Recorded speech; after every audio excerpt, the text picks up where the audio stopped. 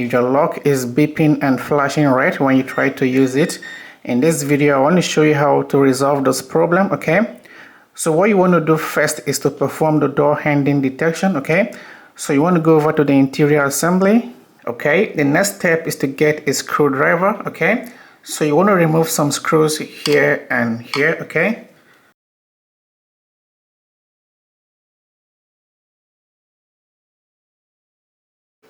Okay, turn this to the lock position to extend the bolt here, okay?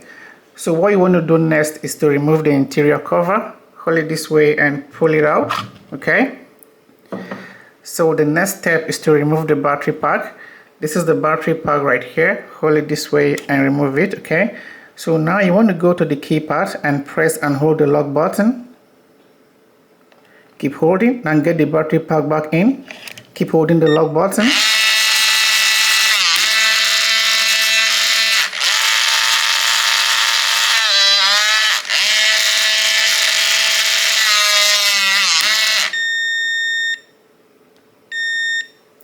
Okay, the door handing process is complete.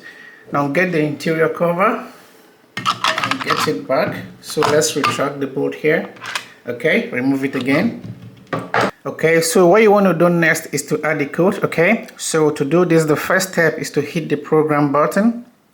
Okay, go to the keypad, enter your new code, 4 to 8 digits, okay? So mine here is going to be 5544. Hit the lock button.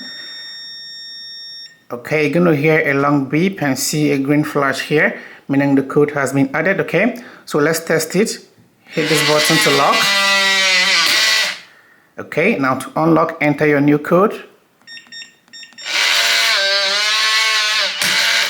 Okay, so you can see the lock is working properly. If the problem persists on your lock after doing this, what you want to do next is to replace the batteries and perform the door handing again, okay?